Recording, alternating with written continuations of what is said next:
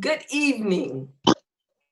Welcome to Mind Matters, where we discuss relevant mental health issues. I'm your host, DrCassandra Wanzo. I'm a psychiatrist who has been practicing in the Atlanta area for the past 29 years. Our co-host is Officer Paul Devine, who has over 20 years experience in law enforcement. Welcome, Paul. Hey, Doc, how are you? Affectionately, we're known as the Doc and the Cop. We have two guests with us. Miss Leslie from Ohio. Hi, Leslie. Oh, that's right.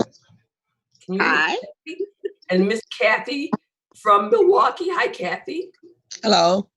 So the topic that we're going to be discussing this evening is the positive effects resulting from COVID-19. Yes, that's what I said. The positive effects resulting from COVID-19. In a matter of months, the world has been transformed. Thousands of people have died, and thousands more have fallen ill from a virus that was previously unknown, appearing in the city of Wuhan in December 2019. For millions of others who have not caught the disease, their entire way of life has been changed by it. With extensive worldwide travel restrictions put in place, restaurants, shopping malls, beauty parlors, gyms, and other businesses have been closed. Stay-at-home orders have been imposed. This was all aimed at controlling the spread of COVID-19 and hopefully reducing the death toll. But all of this has led to some unexpected consequences, some positive results.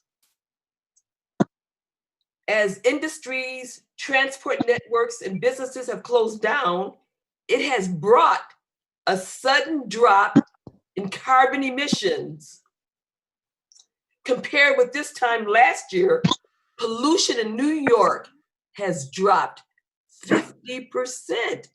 Pollution in New York has dropped 50% compared to this time last year.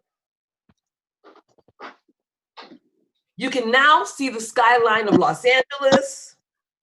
You can see the canals in Venice. Greenhouse gas emissions have fallen. And in China, they've fallen 25% alone. Air quality has gone up. The greenhouse effect, which is responsible for global warming and rising water levels and melting the polar ice caps. Because of that, the greenhouse effect has been reduced. Global electricity demands have declined by 20%. There's been a massive fall in oil use and a drop in gas prices.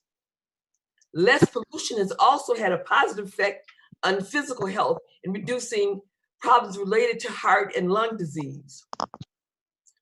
COVID-19 has resulted in positive life changes as well. For myself, everyone who knows me knows that I don't cook. At least I didn't. I ate out every day up until COVID-19. But what I'm doing now is I am actually cooking. I actually cook a meal and send it to my family, and they accuse me of stealing the pictures off the internet. But it's me, I actually cook. So I'm eating healthier. I'm taking vitamin C, vitamin D, and zinc. I've actually lost a few pounds as a result. So I'm wondering, what are the positive effects that have resulted from you all from COVID-19? Let's start with Paul. What positive effects have you noticed from COVID-19 in your life? Well, I can sit there and tell you, I have truly enjoyed these COVID-19 moments. And before I say another word, welcome, ladies. It's a pleasure to have you here. More importantly, I have nothing but great respect and condolences for the families and those who lost their lives of this. But there's going to be positives out of every tragedy.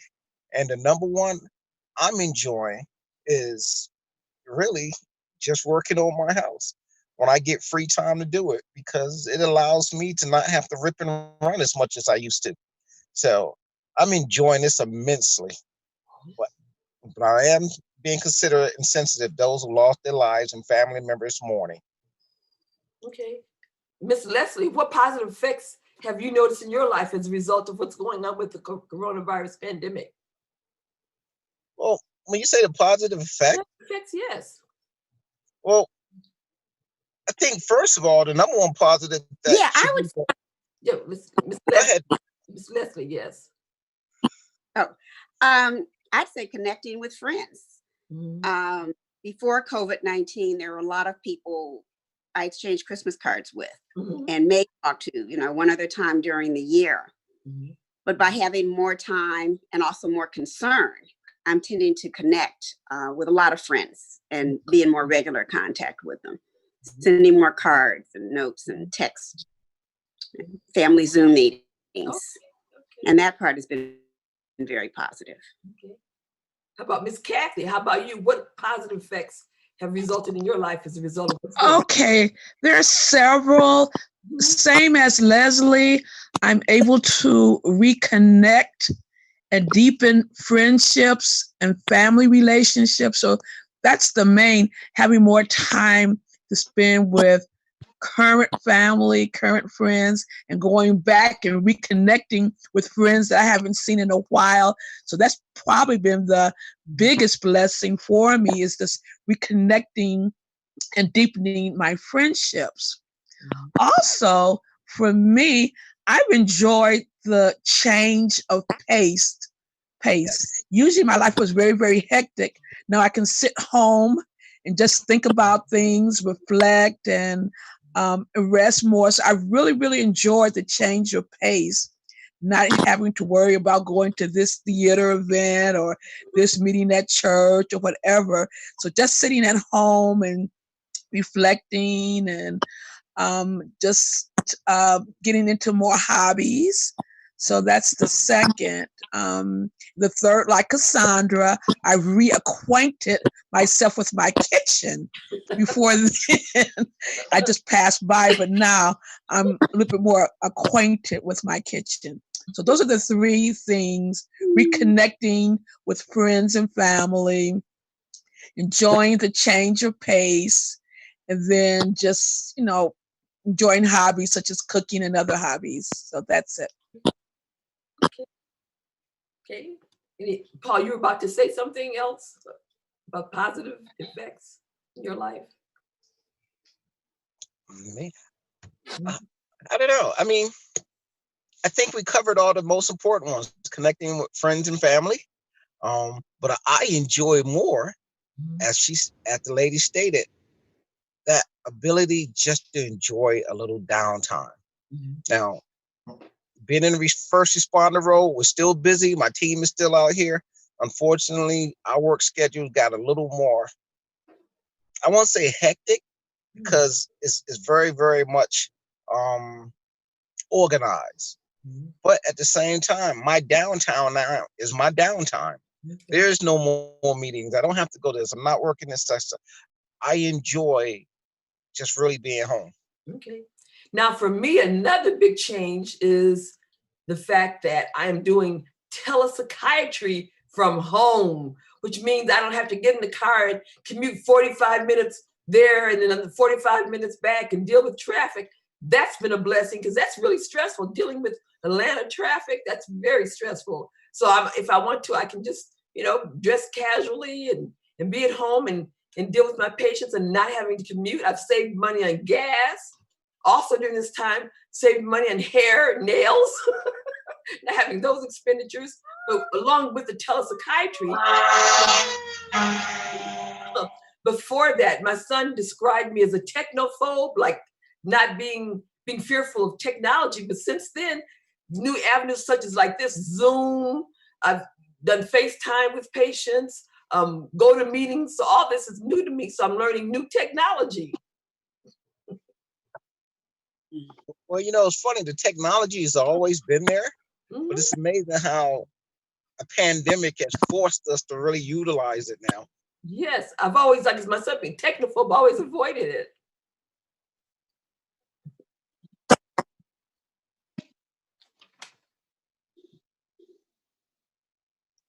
Like I said, the financial aspect, saving money, gas, nails, hair, that's been a biggie.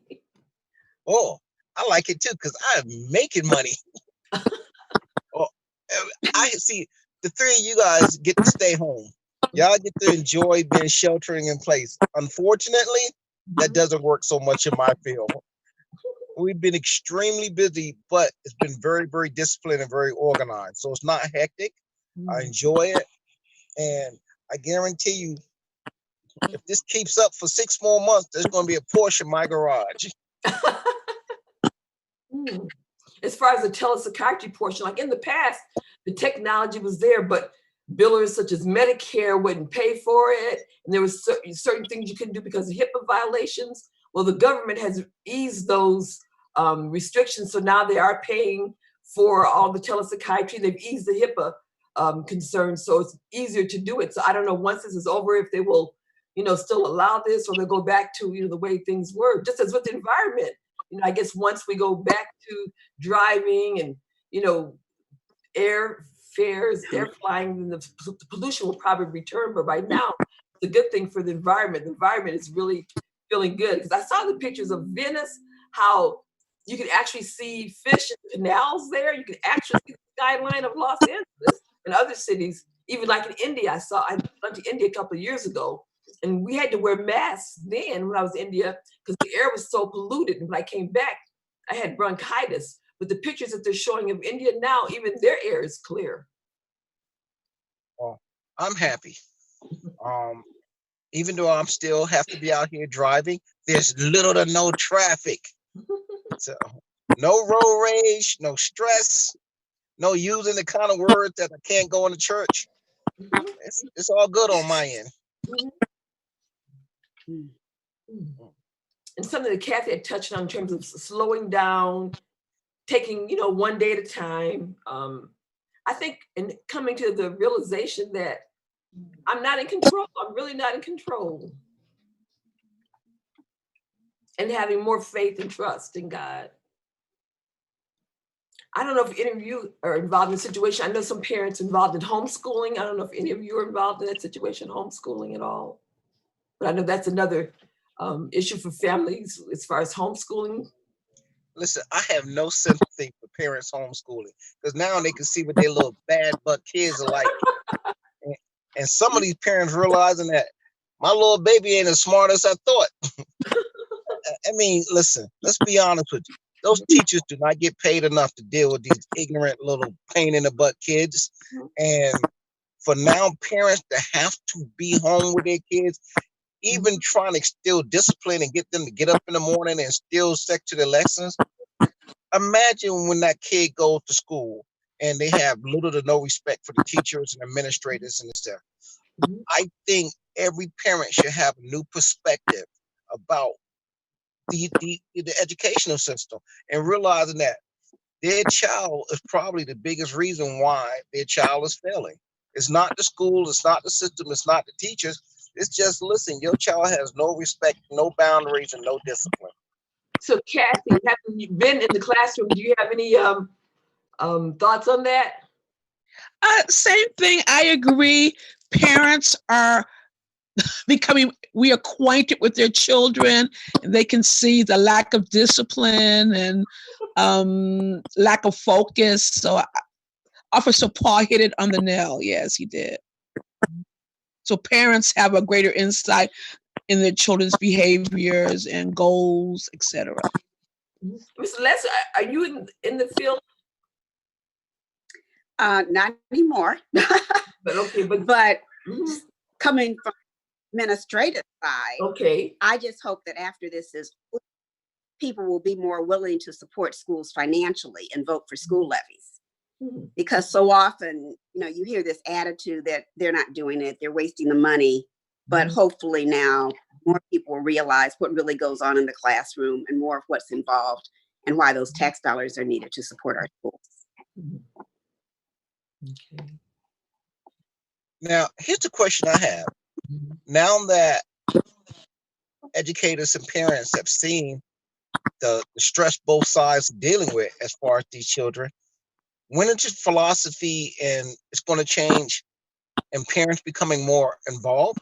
Because fortunately, I no longer have that problem now that my son Tyler graduated year before last, but I still have nieces and nephews between middle school and high school, and I'm looking at my siblings, their parents struggling not only to get them to focus at home, but also when they head back to the classroom, if there's going to be a change in philosophy on both sides. It would be nice. It would be nice to think that's another positive of the virus, that when students do return to school, that there'll be a different attitude toward the institution and toward the school and the school regulations and guidelines, and that parents will participate more, trying to get parents to come out to some of the evening meetings. Sometimes they're parent training programs, teaching parents to work with their children, with homework or with discipline. And I know when I was with Cleveland Schools, and sometimes, the parent office would get so frustrated because they put on a wonderful program and you'd have 5 parents. Wow. So I hope there will be a change in attitude. Wow. Yes, I'm wondering when they do go back, will there be a change in terms of a combination of at-home learning and school, like, a mixture, or will it still be purely all classrooms? I'm wondering, right, if there will be a mixture of like homeschooling and in-school teaching. What are your thoughts about having, once that schools return, having some online work? Hey, let me tell you It's what a great idea. My 12-year-old niece, I was talking to her on Sunday, and I was like, listen, you having fun at home? Being homeschooled? She's like, heck no, I can't wait to get back to school. Really? Yeah, this home stuff sucks. I'm like, listen, you don't have to get up in the morning. You don't have to get ready. She said, no, I'm missing my friends. I'm missing, most importantly, I'm so sick of being home. I'm ready to go back to school. Wow. And she was serious. Like, hey, you know what? Being home ain't all it's cracked up to be. Wow. School teaches socialization skills. It's teaching organization skills. It teaches them how to conflict resolution, and schools that really care. I mean, it's amazing how much kids that young have a social structure outside of home, and how school does provide them with that necessary skills and talent to eventually be part of a workforce as well as a community as productive adult. So even the underachiever has that need, that social part of being in school, to be among the kids, or among your home peers.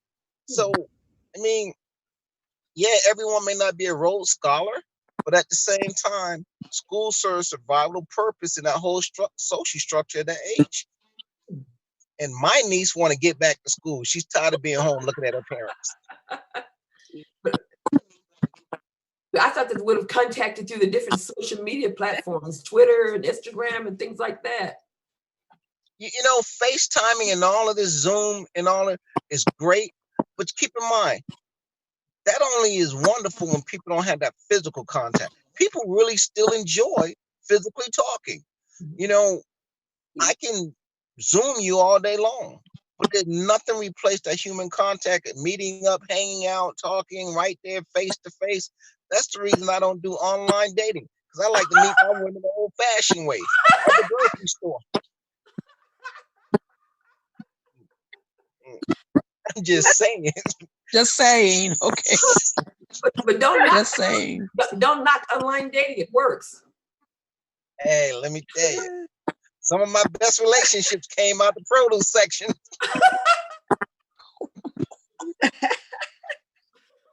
But there's some guys who just hang around grocery stores looking for vulnerable women. I can tell you that.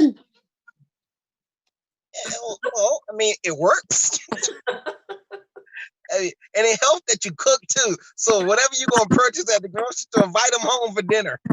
That really impresses them. A man that cooks will never be alone.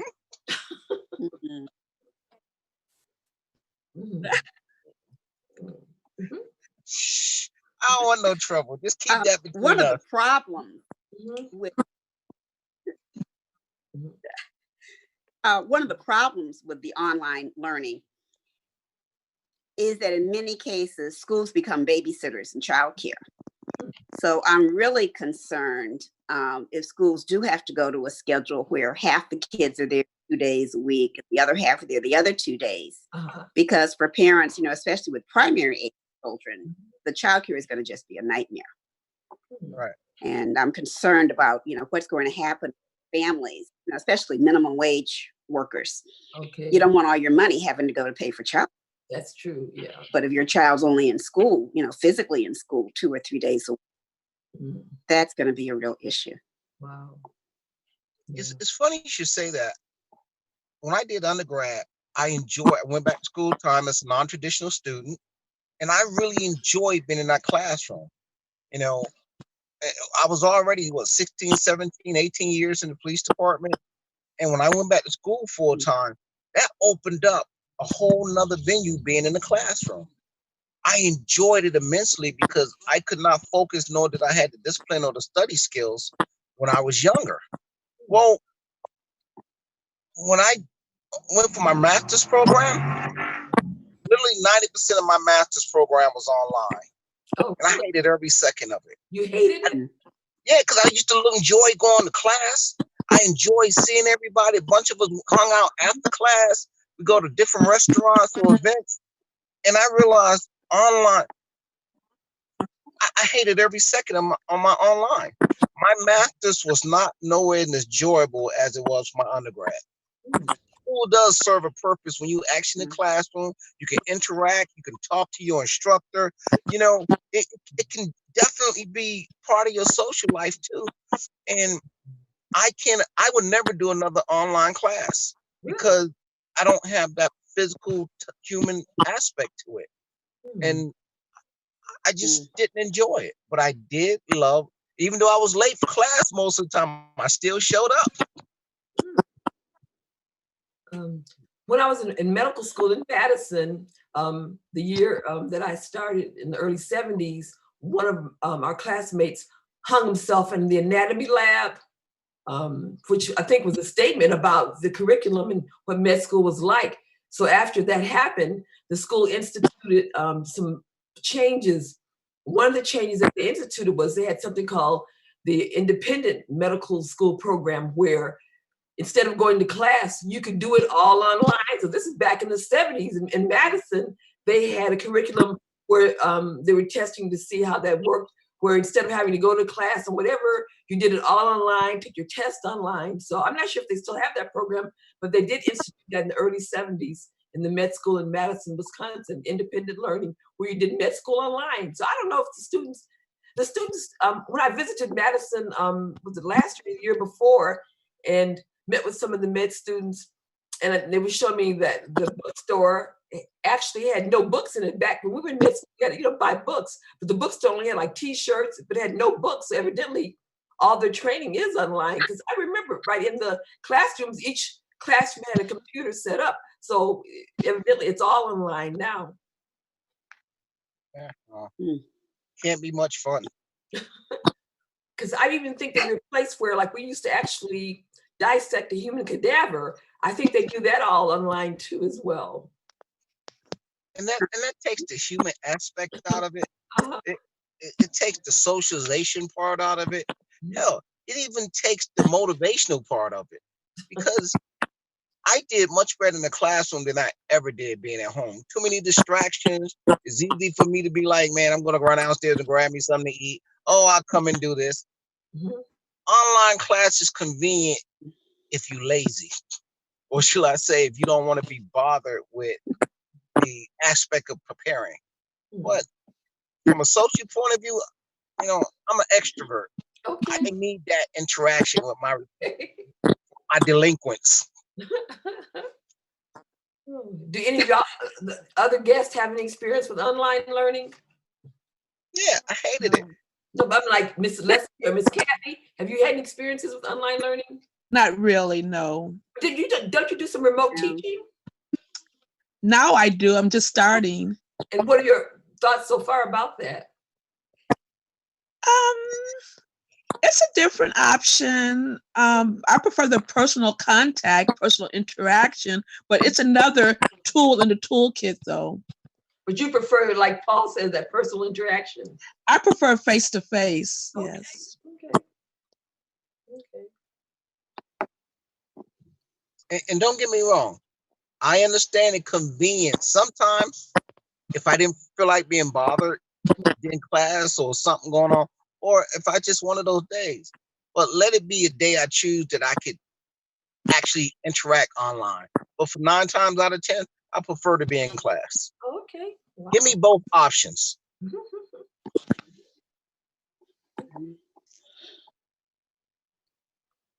Okay.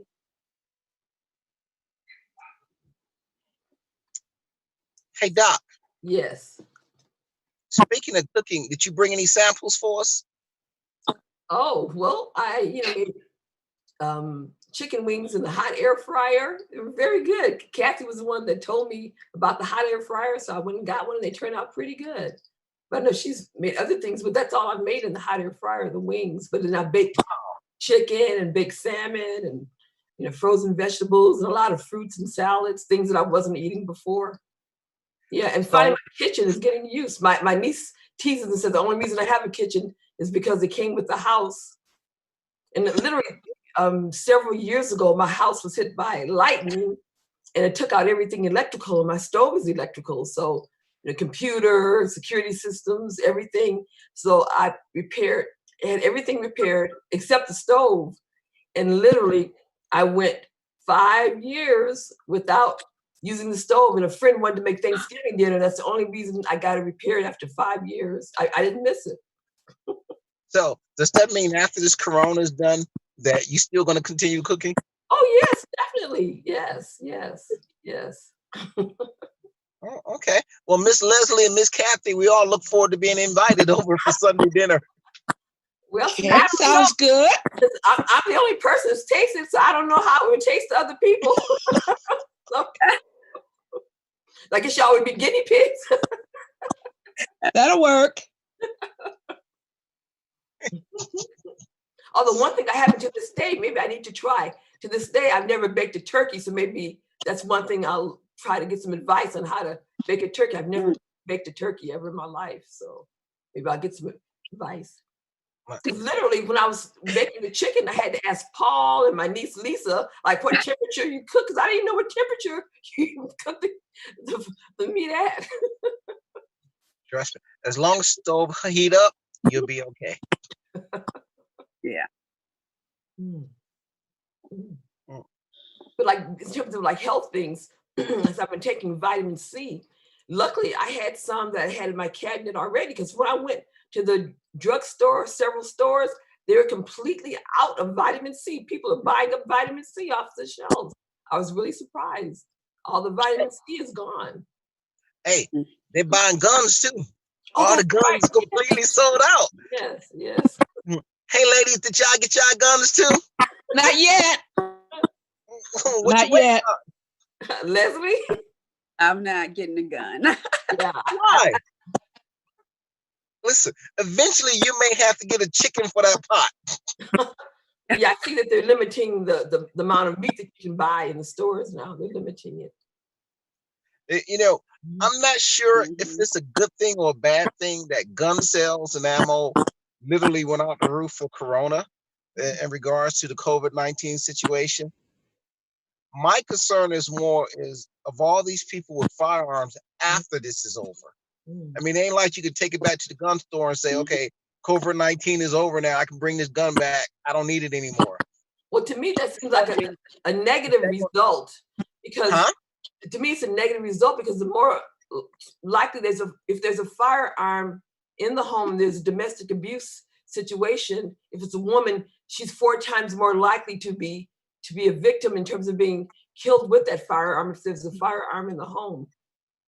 It's funny you should say that, because you know the demographics that was the highest rates of firearm purchases for COVID-19 have been Black females. Really?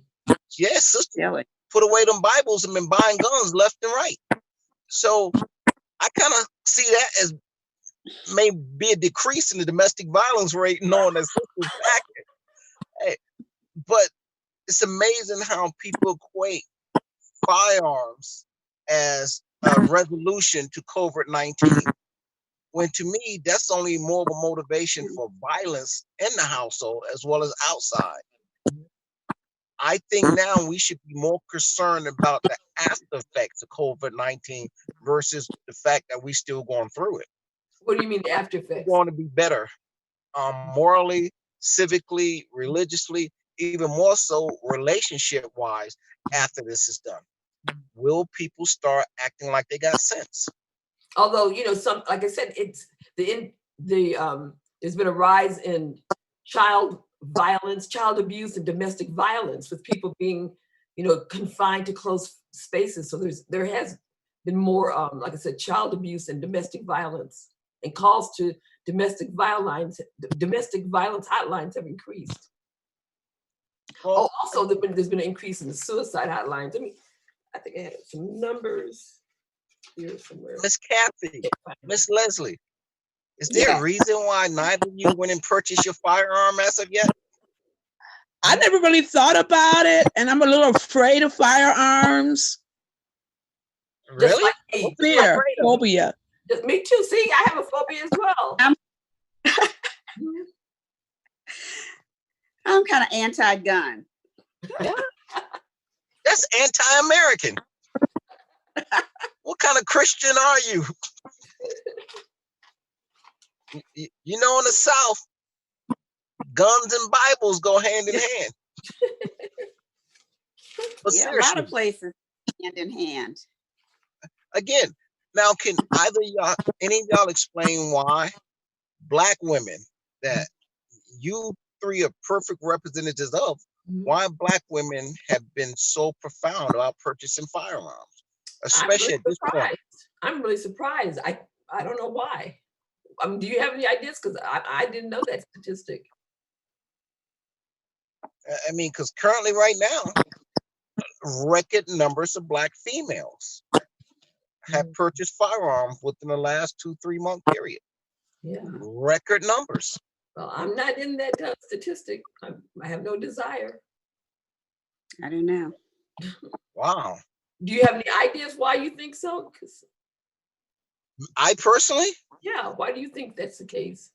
Well, you know, I've been a Black male most of my life, so it's gonna be hard for me to answer that one. You know, I keep hearing, for personal protection.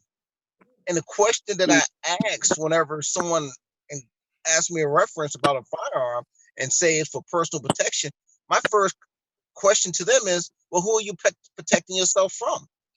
Well, you said maybe their partner, if it's an issue of domestic violence, they're trying to use the gun as an equalizer. Well, and believe it or not, that may be the common denominator, because, you know, I got a lot of calls. Can you do firearm classes? Well, right now, everything is on hold because of the group activity of it. You know, I got called by some of your girlfriends, Dr. Wanzo, the AKAs of this world. Hey, can you do a class for, you know, a group of AKAs? No, you're talking to 3 AKAs right here. Yeah. The 3 of us are all 3 AKAs. Ski-wee. Ski-wee. AKAs. You know what? I told y'all I don't want no trouble, right? Oh, Lord. And, you know, I'd take your class if you gave one. Oh, you know, it's funny you should say that, because my profoundly pain in the butt daughter's an AKA as well. Oh, that's right, right. And I finally reached the point where it's like, listen, I don't understand why so many of y'all are in this world. Trying to make the world better. Hey, ladies, I'm gonna tell his business. He actually has an AKA Barbie. Paul does. I'm jealous. First of all, I am jealous. That's a great investment. They're $500 now. Yeah, no. Yeah, $500, $600, $700 if you can find one. But I have over 200 plus African American Barbies. Can you believe that? I would love to see your collection. Are they displayed? I started my collection when Brittany was much younger, probably about 3-4 years old. And unfortunately, it became an obsession for me with black Barbies. And hey, stop shaking your head. You know, I should at least get a chance to put the disclaimer out. Yeah, you said you started collecting them for your daughter, but your daughter doesn't have them. You have them. And listen, I got the AKA Barbie for my daughter. But, you know, Brittany, especially at this age, you know, Brittany just turned 30 in December. 90% of them dolls, she really don't have any interest in. Because she's like, this whole collection. And she's like, Dad, I don't know why you keep talking about my Barbie, because you left me, hell, since 12, you don't even, I've never even been a part of this anymore. You go buy. You tell me you got stuff, but stop telling people it's mine when you know it's really yours. I can't stand that chick, AKA or not. Oh boy. I'm just saying. I got Are they in boxes or are they displayed? Are your dolls displayed or in boxes? They are. Some are displayed. Some of the more prominent ones.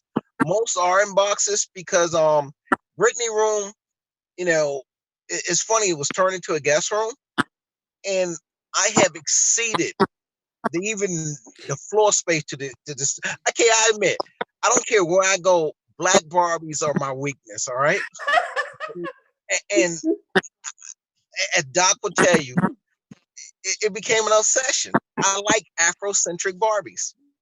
He even has the Katherine Johnson Barbie. Oh wow! Yeah. Quite a collection. Hey, listen. Every time I go in there and look at them, sometimes I go, "Wow, what am I doing with all of this?" And for my son, the opposite is cars. I mean, we have started collecting every vintage car. I mean, forever. So now, you know, a couple of hundred Barbies and a couple of thousand cars. And wow, you know, my house looks like a KB toy store. Hell, I am Toys R Us. So have you done add more to your collection during this pandemic? You know, it's funny. The last Barbie I got was the Katherine Johnson Barbie. Okay. And the pandemic really hasn't affected. Matter of fact, I'm even more apt to be looking for certain stuff now because people going to eventually be broke now. They spent all their stimulus money. So they're going to be pawning and getting rid of stuff. And I've been stocking my loot to buy, baby. It's a buyer's market. Right. So in terms of shopping, so instead of going to the store, if I need anything, some other items, then I will order it off of Amazon. I don't obviously like going into the stores. I'll order something from Amazon. Well, you know, it's funny. Like even like instead of going to the drugstore, I even ordered a cartridge for my printer from Amazon and had it delivered to the door, so I don't have to go out of the house. Nope, I still go to the store. Okay. That's like Uber Eats. Why do I want somebody bringing me my food? I don't know where your hands been.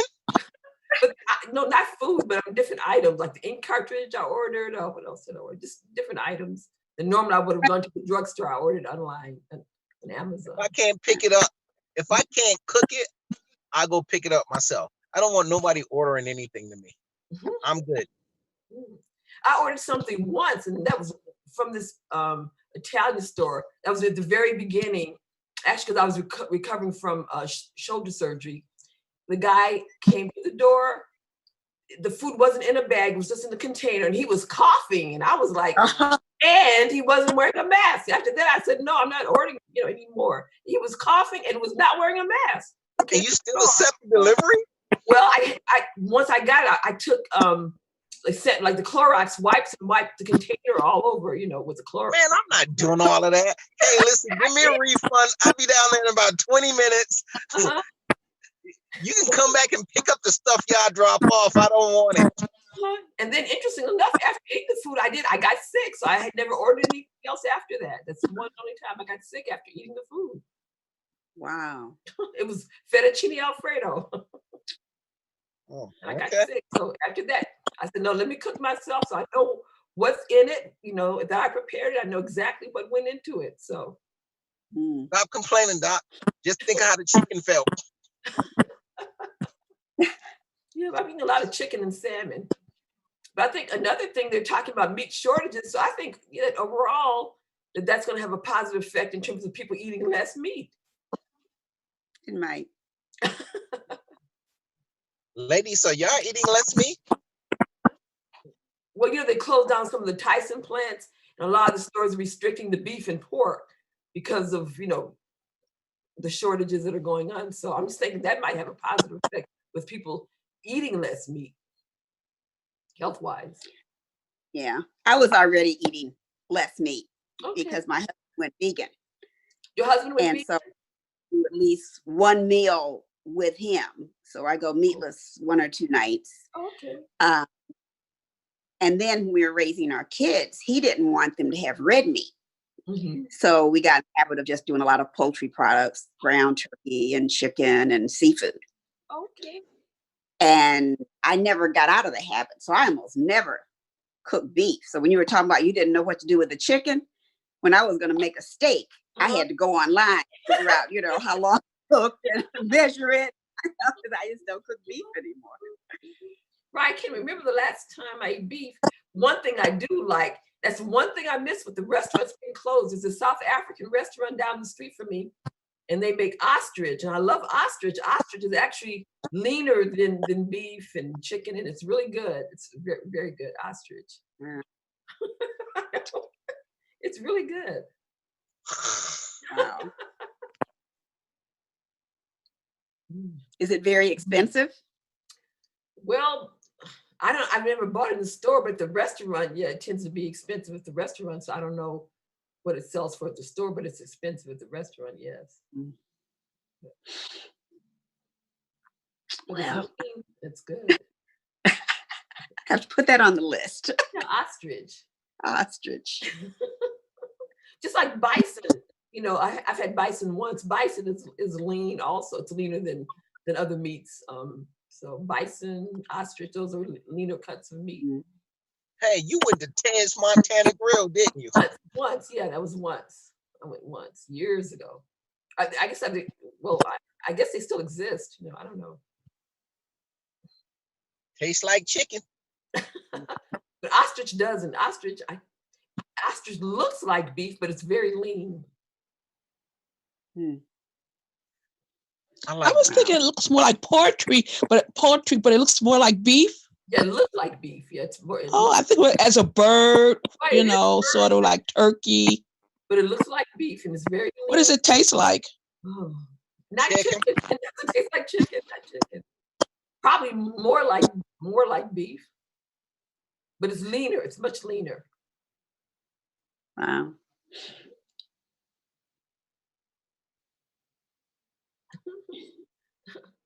She didn't like Ted's because of the smell. I didn't notice the smell. I was only in there once, so I don't know what kind of smell. In that case, lady, what do y'all think about the new pandemic meat, plant-based meats? I had some for breakfast, breakfast sausage. It's okay. What was it? What was it made from? I guess I'm not sure. It was called Cut Out, and it was just a sausage. I have to look in the garbage can, but I did have some this morning. Plant-based breakfast sausage. Yeah, define okay. It was okay. You said it like, well, I won't make a habit of it, but if I don't have anything else. I mean, yes. It's just another alternative, it's okay. So it's like you like options. She enjoys her options in life. What were you saying, Leslie? I have not tried the meatless option, which is crazy because they're in the house. But I heard the Beyond Meat really tastes like meat. So for people who just want a different option that might be a little healthier, it's good. But for people who are actually vegan or vegetarian, it tastes too much like meat. And so for that reason, they don't. Vegans don't eat the Beyond Meat products. Yeah, you don't, because it tastes like meat. Only going to my house and a couple of his friends. Oh, yeah, they actually, because it tastes too much like meat and has that same kind of texture. So I understand. So what's the issue with the texture and the taste? What's the issue with that? Well, if you're trying to get away from meat, you know, it tastes like what you're trying to avoid. Oh, okay. Okay. Oh. Okay. Well, I'm not trying to avoid it. But I'll try it. Hey, do they got any beef, you know, the close beef-based vegetables? Huh? I'm trying to find some beef-based vegetables. No. I need an alternative to plant-based beef.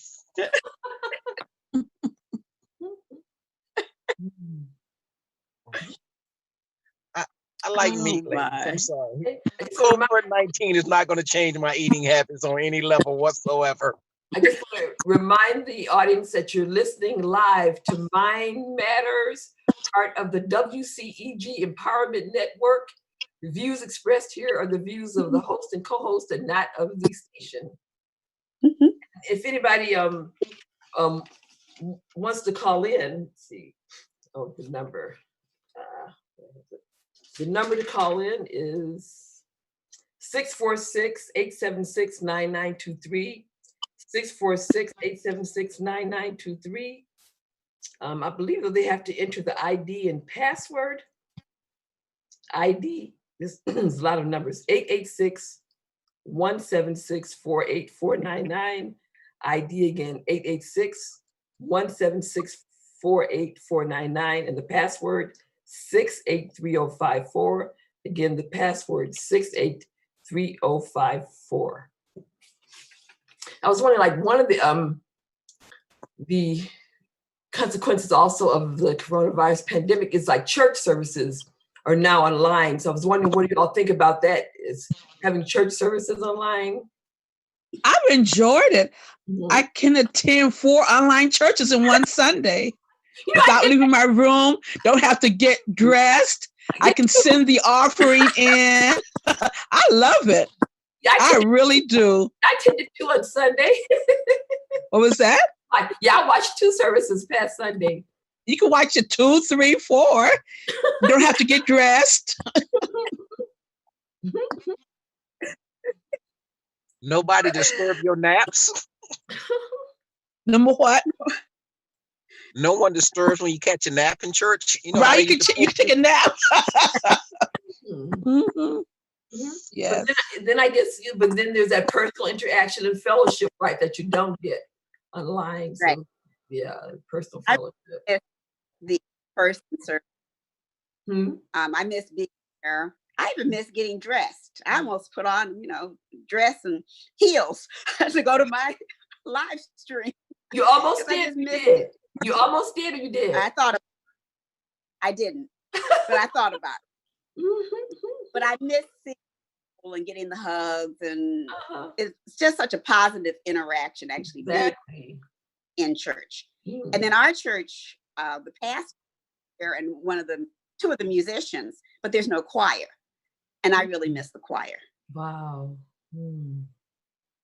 So I wonder when things return back, or if they ever will return normal, will things return to normal? Will, socially, will churches, schools, I guess remains to be seen what happens, will handshakes hugs be a thing of the past in the future? Because they're saying that this COVID is going to be around for a while. So I don't know what impact that's going to have on the old-fashioned hugs and handshakes and things like that. As you know, when you hug someone, it releases oxytocin, which is a hormone that it makes you feel good. So hugs have a psychological beneficial effect, and people do need that touch and hugs. You said hugging releases feel good hormone. Oxytocin. Really? It's a hormone. It's also a hormone that is released like when the mother's pregnant to help with the bonding of the baby as well. Oxytocin. Hold up. You lost me somewhere. Hugging releases feel good hormones, right? Yes, it does.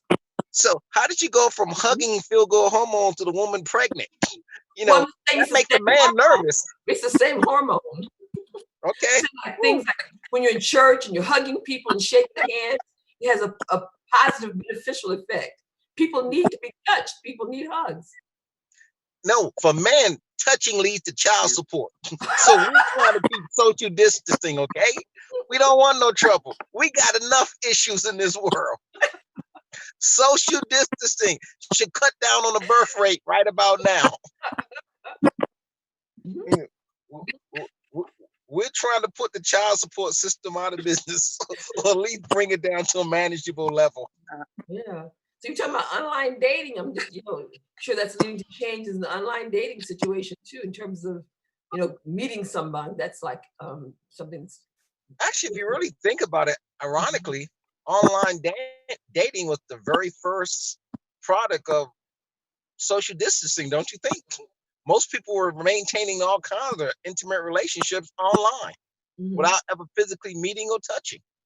You're right, because in some of the online datings, there are the people who don't want to really meet. They just want to have an online relationship, and they really don't want to meet. That does happen a lot. They don't want to really meet. They just want to, be online, maintain, that distance, right, and just have a relationship online. And I find it so weird because in their mind, they consider themselves to have real relationships, never physically met or interacted. That makes no sense to me. Well, just like with social media, I think for a lot of people, they're already lonely and they prefer, the social relationship as opposed to a real in-person relationship. So for them, it only, increases their isolation because that's what they prefer and makes them more isolated. Wow. But the thing is that during this time, the positive thing is that we're using social media to, even though we're physically distant, we're connected by social media. For instance, like when my daughter-in-law had her birthday party, I forgot the platform it was. We all had to sign in, but we're all there singing, laughing, and talking. So it was like a virtual birthday party. So that was a whole new concept to me, as well, a virtual birthday party. Such is life, huh? What are your thoughts about that virtual birthday party? For me? Yeah, anybody. As long as you don't give me virtual gifts, I went to it.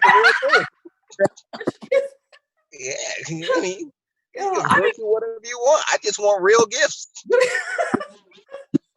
I've even seen people have virtual weddings that they're online, and then their family and friends join virtually. They're not there for the actual marriage. Now, to me, that's kind of sad. Virtually, and also funerals. I've seen virtual funerals where people. It's funny. Funerals. I should say that, ladies. My aunt passed away 3 weeks ago. I had a second aunt pass in 2 months, not from COVID-19. And it was in Trinidad. And because of the restrictions of travel, none of us can go. And Trinidad is under lockdown too, so there was a virtual funeral where we all attended. So how was that? The virtual funeral, how was that? It was the most morbid thing ever because it was done from the funeral home. Only one there was my cousins who were, the sibling, my aunt's children. And think about all of us in the US, Canada, Trinidad, throughout the Caribbean, all were tuning in. And then they're panning the whole service. And when they went over the body, I had to shut it down because I did not want to see that online. Wow. I did the memorial service, the eulogy, and all that stuff, but it was a virtue. And it was so surreal watching this. And but when it got to that point, for the viewing, why do I want to do a virtual viewing? And actually, no, that was too much for me. It was scary. It was unrealistic. And really, be honest with you, I felt it was kind of disrespectful to a certain extent, because it's one thing to be there physically. It was another to have it broadcast over line. Like to me, it took away the dignity of my aunt's passing. Technology, I understand, made it possible for us to be there, even though we couldn't. But certain things, I didn't. That was one aspect of it I wasn't comfortable with. Oh, I can't imagine that. I can't. Yeah. So yeah, I did the virtual funeral to a certain extent. Wow. But I rather remember my aunt last time I saw her laughing, joking, and she being like, "Listen, don't make me spank you." I mean, I get that all the time, but I didn't want to see her online laying in state. So my last memory of her was her trying to get her hands on me and me getting away. Yeah. Penny was saying that her niece or someone, they had a virtual graduation. Let's see. They have your niece's virtual graduation from college and from high school. Yeah, the virtual graduation from college and high school. That's right. My sister's doing that. We got that tomorrow. Oh, really? Yeah, she's graduating from Rutgers in Jersey with her master's in education. So now, will she be on site, or where would she be? The one that's graduating. I'm sorry? So the one that's graduating, will she be there at the ceremony? Or will she be at home, or how do they do that? No. It's virtual for everyone. There will actually be the school is doing it where they're all connecting online. But yeah, they have a whole elaborate system set up for the virtue. And and she's like, she right now, last time I talked to her, she's like, well, hell, why they doing that? I'm gonna be in bed or something, because ain't no way I'm getting ready for all of this. Do they wear a cap and gown? Yeah, because she's not even wasting time for a virtual grad. Let's give her paper and get out of her paper. Tell her tuition is paid for and leave her alone. Do they wear a cap and gown? I'm pretty I don't know, Doc. I know she's not. She paid for hers, and now she's trying to get a refund. Oh, okay. So I don't know. I mean, D-Lo, her name is Dolores. I call her D-Lo. But I'm sorry? Leslie? What were you saying, Leslie? Oh, I was saying one of the high schools here is doing a virtual, and they ask every senior to send in a video clip of them wearing their cap and gown. Oh. And then during the ceremony, and I don't know what they're actually going to do for the ceremony part, but they're going to show a photo of each student when they actually say their name. Oh. So they won't be there, they won't be at school, but anyone tuning in would be able to actually see the little bios and photos of all the graduates. Oh, okay. And they'll have a graduation speaker. Will they have a graduation speaker? Yeah, Obama. I know, Michelle. I didn't know they're doing some kind of commencement program, but I wasn't quite sure what that was about. Who it's for? There are several celebrities that I'm aware of teaming with President Obama. A lot of celebrities. Yeah. A huge high school commencement nationwide. All of it's going to be virtual. High school or college? High school, I believe, but I may be wrong. Oh, okay. I don't know what the individual colleges are doing. High school. Oh, Leslie, you were breaking up. What did you say, Leslie? Oh, I was saying, I think it is high school, but I was like, a lot of celebrities are planning to do a commencement for any students who are missing theirs. Oh, okay. So that should be nice. Okay. Yeah, my niece is among that number. They canceled her prom. Oh, yeah. And it's just going to be a virtual graduation. So I wonder, did they do any virtual proms? I wonder if they did virtual proms. I don't know. Has anyone heard of that, virtual proms? I wouldn't be surprised. Yeah, they probably have. Just put your dress on and zoom in.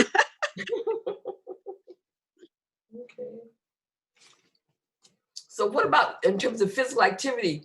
I know in my neighborhood, I see a lot of people out walking, much more so than in the past. There's tons of people out walking. Do you all see that? More people being outside, walking more? Have you all noticed that at all? No? Well, okay. Yeah, I know people out more. You haven't seen the same thing at all? Yeah, I have. Okay. Yes. There's a neighborhood park. Paul, you know, More crowded. People outside more, walking their dogs, just outside physically. Well, we went to Arabian Park Saturday. No, Sunday. I'm sorry, Sunday. And parking was non-existent. I mean, people double, triple park. I mean, it was crazy. You would think it was a concert in the park. There was so many people. And we tried to practice social distancing, but at the end of the day, people had a good time. You know, I didn't care about 6 feet. You didn't?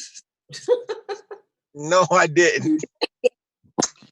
I hope you have a mask on. Oh no. So you had your mask on? Did you wear your mask? Listen, only time I have a mask on when it's mandatory when I'm out here working. No, I didn't have a mask on. And not to give anybody questions, I'm not I'm concerned for COVID-19. It's just you got to keep in mind the mask itself has posed a lot of problems with people who are claustrophobic, who cannot even remotely be in any kind of restrictive clothing or garments or articles on their face. We've dealt with a lot of people who are in crisis because of having to cover up. And I mean, they're more afraid of being covered up and restricted and not being able to breathe, you know, because of their issues than they are of COVID itself. Well, for someone who does experience claustrophobia, to me, the being alive is more important. So I do wear the mask, even though I do have issues with claustrophobia. I do wear my mask. Oh, and I did get tested today. In my neighborhood, the Fulton County Board of Health had a van in my neighborhood, and I mean the line was all the way down the block, and then once you got into the parking lot, it was wrapped all around the parking lot. There was that many people out there being tested. It was free, offered by Fulton County, so I went to be tested. What was really interesting was I'm standing in this line, long line. It's like it looked like as we moved maybe twice in like half an hour, and at that point I'm like, it's going to be another 2 or 3 hours. And this guy came through the line asking, did anyone have an appointment? I said, an appointment? I know you can have an appointment.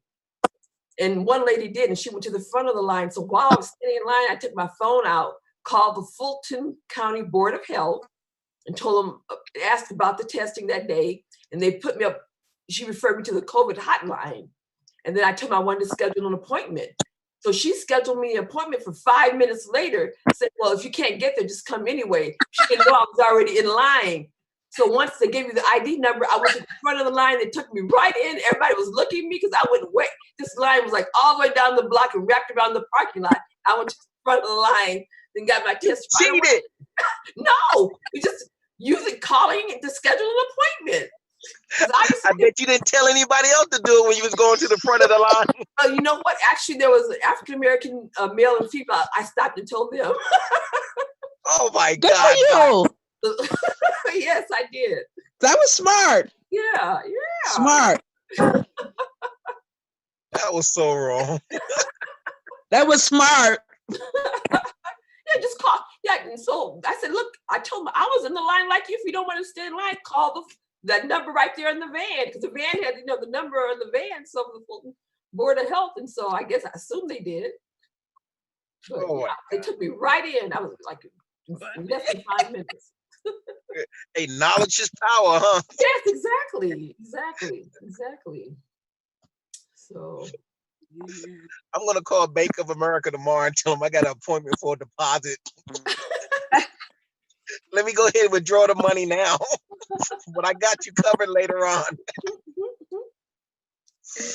Oh boy, you people are hilarious. I should have known It's something crooked about them AKAs. AKAs, yes. AKAs, yes. I mean, you know, as far as AKAs, the current president of the American Medical Association, first Black president of the American Medical Association, is a female, Dr. Patrice Harris from Atlanta, Georgia. She's an AKA. Know that. Hell. Yeah, in And fact, she that had a was town a little hall note from the the other GED day. section. She had an AK town hall meeting. Yeah. So yeah. So your daughter chose wisely. She chose wisely. Oh boy, ladies, this has truly been a pleasure. Yeah. So I think It has. End of the program. I thank Kathy and Leslie for joining, and this has been very beneficial. And thank our audience for listening. I just want to leave a point from last week that I made about a way to cope, and that was, again, have faith, not fear. For God has not given us the spirit of fear, but of power and of love and of a sound mind. God bless you all. Bless you. Bless you. Bless you. Oh, okay. Thanks for the blessings. Amen. Stay safe, ladies. Okay, thank you.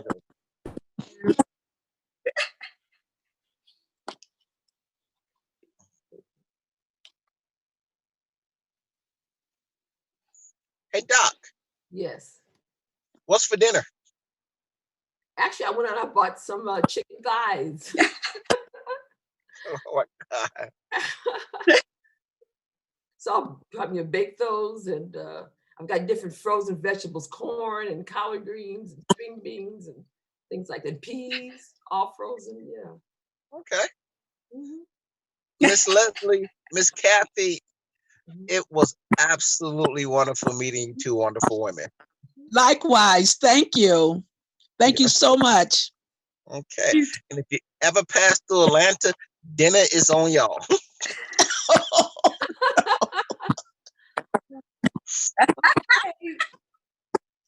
No problem. Thank you. So you've been I want to be spoiled by some you. AKAs. Y'all have been listening to Mind Matters and WCEG Network, part of the Worldwide Empowerment Group. Thank you for listening.